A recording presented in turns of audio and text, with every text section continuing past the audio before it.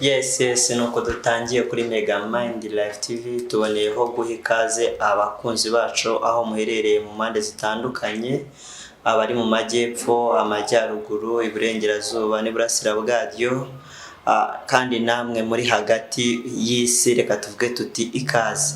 Mumeze neza? Twebwe aho turi tumeze neza kandi turashimira Imana ikomeje kuduha kurama no kuramuka. Mutwemerere rero twakire umutumirwa w'uyu munsi atangira twibwira. Nge kuri mikoro n'umuvandimwe Abbas, karibu. Okay, murakoze. Amazina nitwa Justin Jazzman, ndi umucuranzi wa gitari. Murakoze. No umucuranzi wa gitari ubimazemo igihe kingana iki? Mazemo imyaka 7 ubu ngubu. Mazemo imyaka 7 uri umucuranzi. Ndi umucuranzi wa gitari ya. Hanyuma mise nibaza mu magambo makeya nibiki byakugoye muri urwo rugendo rwa muzika? Okay, ikintu cya mbere cyangoye ni ukuba nahinduranye ibihugu.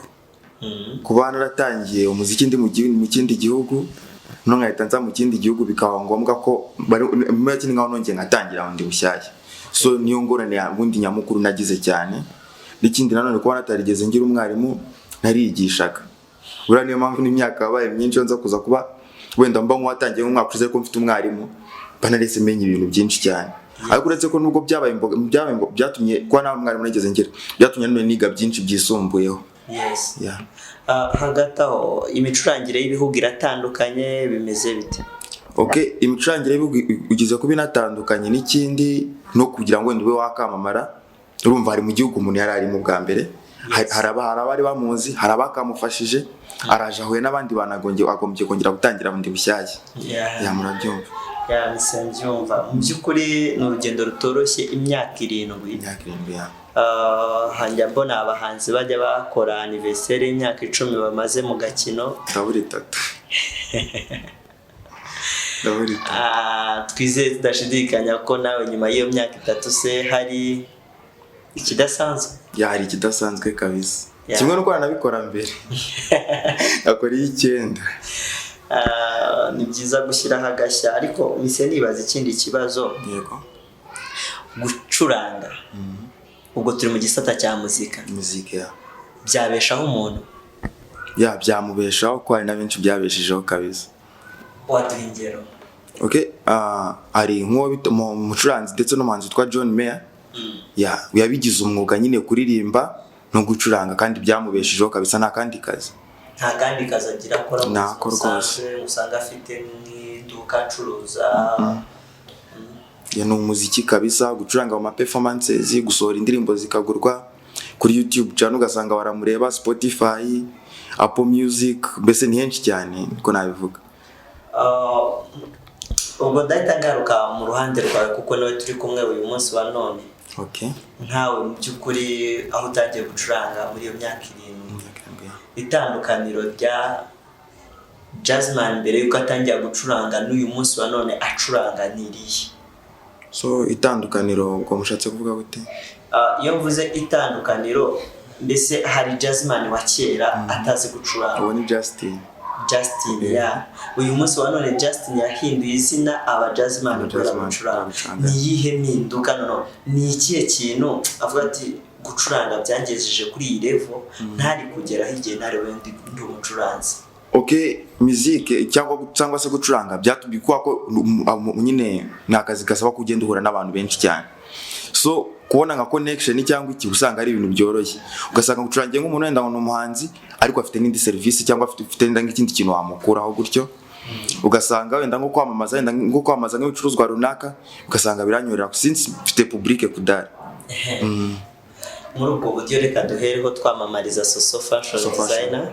Yeah. Ahari ni mu mujyi wa Rusaka hafi na Komesa. Ni muri Komesa? Muri Komesa. Hafi ya Rusaka House. Rusaka House ni muri hakurana televiziyo niba yitwa Power TV. Power TV hafi ya Power TV. Aho ngaho wahasanga imyenda yambika abageni, yambika kandi usibye kuba bambika abageni gusa banakora decoration nziza y'icyerekezo. Usibye kuba banakora decoration y'ubukwe, bakorana ama baby shower, bridal shower, anniversary. Bagane Soso Fashion Design irabafashamo kandi irabakorera ibintu byiza. Hanyuma tumaze kwamamariza Soso Fashion Design, reka twongere tugaruke twibaza ngo hari abantu babona abacuranzi cyangwa babona abahanzi bakabaca intege bakababwira yuko ntacyo bazigera bageraho. Kandi ndekeza ko nabo bantu bahuye nabo. Nawe cyane kabisa. Dufashe noneho rero umara impungenge abantu kandi unasubize ibibazo abo bantu bibaza. Murakoze. Okay, abantu akenshi wenda ikintu gituma bavuga gutyo ni ingero wenda kuko urumva bajya bavuga ngo agakobwa kamwe gatukisha bose, niko navuga. So ugasanga wenda bahuye n'umuntu umwe bitigeze bihira, kandi kuko ntabwo ari ko bose abantu bose byabahira, ariko iyo ibintu bikoze neza mushobora ko bigiraho bigacamo. So niba ari umuziki wawugiyemo neza ukaba wiyemeje ufite ibyuma byuzuye nyine public imeze neza, umuziki wakugendekera neza ukanagutunga kabisa. Yes, watanga n'impamvu nk'eshanu washingira uvuga ati icyizere ni cyose. Okay, icya mbere nko muri muziki hari uburyo butandatu byo nyine tukiri muri kategori ya muziki. Hari uburyo nka butandatu cyangwa se nka butanu wenda wa muziki yakwinjiriza. Uburyo bwa mbere mu gihe wagiye nko mu bitaramo ushobora ko wakamamaza ukamamariza wenda nka company runaka, ubwo ni uburyo bwa mbere. Ubwa kabiri wenda nkanjye usanga ndacuranga ngurisha n'amagitari. Yes. Cyangwa n'ibindi byuma bya muzika. Noneho ubwa gatatu no kwigisha umuziki buryo ufite ubumenyi babigize ubusangije n'abandi. Nanone gucuranga mu performances nanone nabyo bikakwinjiriza. So ni uburyo bwinshi cyane. Nanone wabona postinga kuri YouTube bikakwinjiriza, Spotify bikakwinjiriza, kuri Audiomack bikakwinjiriza, Apple Music, Google mbese gutyo ugasanga birimo birakwinjiriza. So muziki urinjiriza byahatara ahubwo ni business ngari. Ubwo urashaka gutuma abantu bahindura izindi mpano bari barimo bakajya mu muziki. Okay, ubaye ubyiyumvamo kabisa wabikora kandi byaguhira. Yes. Hari abantu babikoze bagera hagati bakarambirwa. Kandi ubundi uru rugendo ntago ruzangezayo rwose. Kuko kugira ngo ugafate karagoye. Biragoye, karakujaba. Ariko ndibaza ni iyihe mbaraga yaguteye gukomeza nturambirwe mu myaka 7 yose? Myaka 7 burya nubwo mvuze 7 ari 3 nahagaze. Nubwo mvuze ko keratangiye na 15 numva ibintu bimeze neza. Okay, ncuranga nk'amezi 8 mbona ku gitari kabisa ibintu bigiye gucama, ariko naba nyifungura YouTube na ibintu abantu normal barakora. Mbona wapi 2016 mfunga umwuka ndongera ndakora.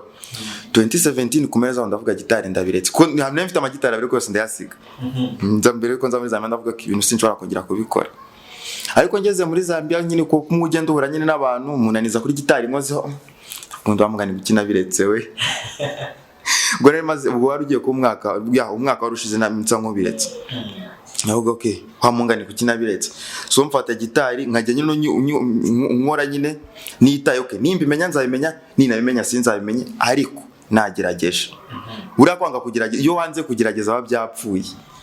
Kuko mbere nari narishyizeho limite, nkavuga okay, ninamenye ibintu bimeze gutya mu gihe kingana gutya nzareka. Kandi koko ntago nabimenye, so nicyo cyatumye mitambireka. Ariko rero nza kuza kuvuga okay, reka nige gitabo 2018 ubwo navuga ko ubu none ninjiye mu gakino neza. Ubwo nyine ubwo none yabibaye imyaka 4 ndi muri game neza navamo. Okay. Hanyuma abantu twakomeje kubabwira gitari ubundi bahega pera uko freestyle right? Freestyle kabisa. Yeah, so akaririmbo nshaka kwakora no munsi nakaririmbo kitwa Despacito, sinzi abantu benshi bashobora kuba barakumvishe. Kandi banaririmba. Kuririmba wapi? N'ubutaha nyine mwatumiye umuhanzi no tumucuranze. Okay. Ariko wagerageza aho gato ndacuranga gusa reka ubutaha bari bwo nzaririmba. Okay, come on.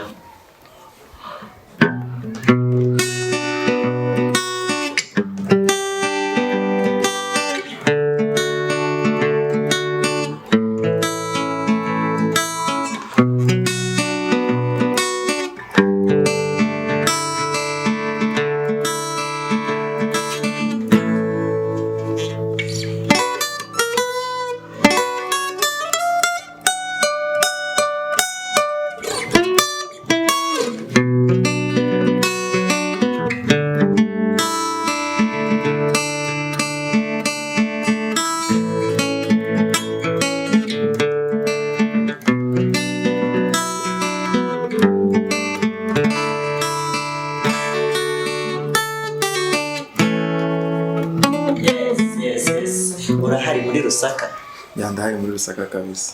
Ndi kubaza undi muntu hari muri Rusaka kandi akaba ashaka kwiga gitari. Niba uhari utwandikiye muri comment. Umuvandimwe Jazzman yagufasha kwiga gitari mu minsi mike. Cyane. Ariko aguca amakwaca make. Ucangahe? Okay, biterwa n'umunyeshuri nyine no kubanza tukavuga naho natangira igiciro kiri fixed ko biterwa abantu uri abafite level itandukanye. Ko ari usanga ari umuntu ugitangira ntago nagira namuca amafaranga amwe n'umuntu ufiteho nosiyo. So nyine ubwombwa bwo nuko umuntu nyine twabanza tugakomunikana neza ibiciro bigiye bitandukanye bitewe na level umuntu ariho nyine ya. Hanyuma usibye gitari, piano yo ntago wakigisha umuntu?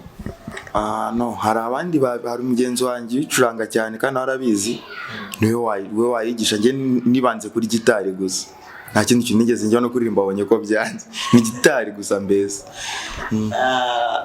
Makanya ubwo twari turi inyuma mu gikari wambwiraga ngo uririmbye washobora kujyana igikona kiri kuvuga. Kuririmba byo byaranze burundu kabisa. Ntacyo ngiro tuzamukiye n'indi freestyle dukomeze dushimisha abakunzi ba Megamind tubabwira tuti tubahoza ku mutima.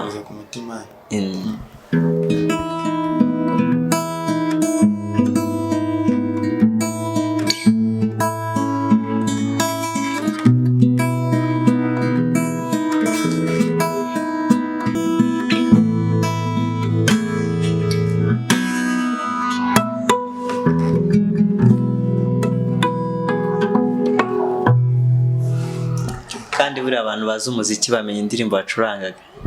Bayimenya. Ariko kimwe y'indi ncuranze yo niyangiretse ko narayisohora. So ntago ahita bayimenya. Kandi utaramenya kuririmba. No, okay, abari jazz music ubundi. So jazz music, okay, instrumental jazz ntago abantu babaririmba. Okay. Ndabari gitari nyine yonyine kabisa ikakora ugacuranga melody akabari ibyo ngibyo. Wahereka ducurangira indirimbo cyangwa uduha freestyle zitandukanye, ariko hari freestyle nawe ugeraho bati iyi ngiyi ingwa ku mutima unayincurangiye nabuze ibitotsi nasinzira. Ni yihe? Okay, ama freestyle ni menshi cyane. Twumve hari nk'indirimbo yitwa Beat It Yanoza ya Michael Jackson. Sinzi nawe mwageze kumva.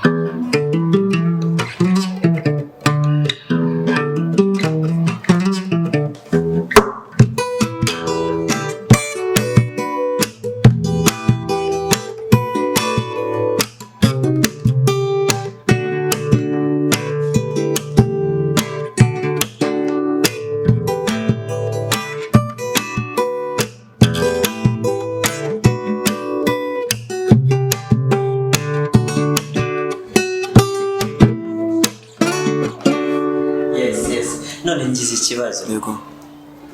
Habaho injyana nyinshi zigiye zitandukanye. Zose ubasha kuzicurangamo solo cyangwa hari zugeraho ukayamanika? Okay, injyana inyinshi izo nahuye nazo nyine kuko akenshi nyine mu muziki undi ngo urusha nyine ugira amatsiko yo vumbura utuntu cyashya. Injyana nyine ndanaba nazi gucuranga niyo natarigera numvaho n'umunsi numwe. Ariko iyo numvishije nagize amatsiko yo kuba nayiga nkaba nayicuranga. Yego. Ducurangire solo mu kinimba twumve. Ikinimba, okay, anga nyine ntabwo nacuranga suko nafite umuntu ucurangira accompagnement tuvuge ari nk'ikinimba nacyo nakicurangira ngiye ubwanjye.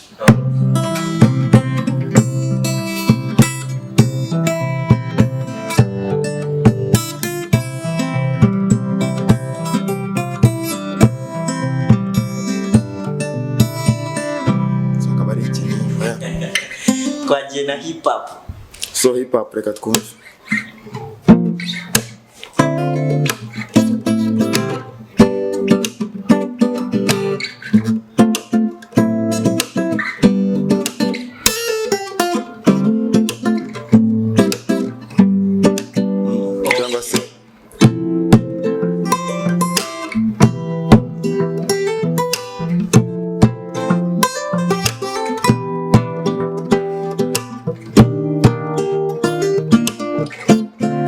N'indi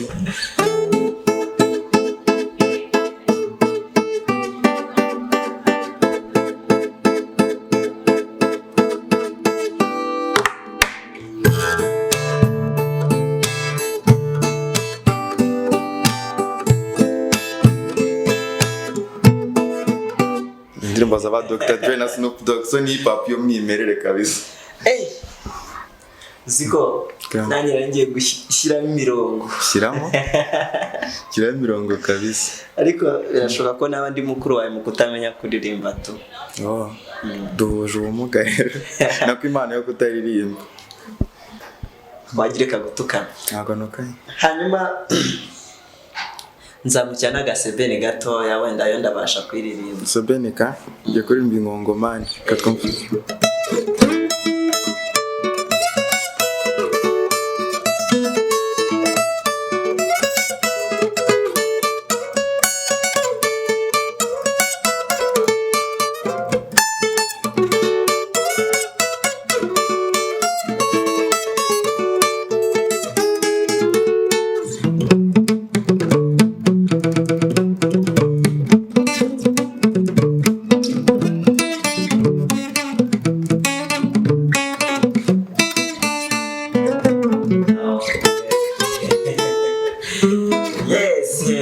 Rero bakunzi ba Megamind tuba tubafitiye ibyiza byinshi bigiye bitandukanye, kandi abakunzi ba Megamind ni nabo bakunzi ba Jazzman. Gira icyo babwira rero mu gusoza kwacu, kandi niba nicyo wabateguriye uza kubaha nacyo kibahe nk'impamba, babwira uti kubahoza ku mutima. Ngende umuvandimwe basi reka mu mwanya na Jazzman nawe agira icyo abagezaho kiri ku mutima, yaba ari ukubacurangira, yaba ari ijambo rikomeza imitima yanyu abateguriye, yaba ari iki, so umwanya nuwe. Okay, murakoze nkuko bivuze nyine Abbas, abakunzi ba Megamind Live TV nibo bakunzi banje n'ubundi. Ndabakunda cyane aho muri hose, muri Zambia, mu bindi bihugu byose. Mukomeze mutushyigikire, niba mutakoze subscribe mukore subscribe, kura subscribe, liking, mushyiraho na comment kabisa nyine mvuga ukuntu mwayibonye, aho mwakunze, haba aho mutashimye naho byose nyine turi hano ku bwanyu. Ndetse nanjye mwansubscribingira kuri channel yanjye Justin Jazzman.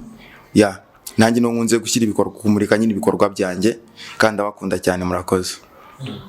So kambakiramo akazi kikanyuma mu gihe dusoza.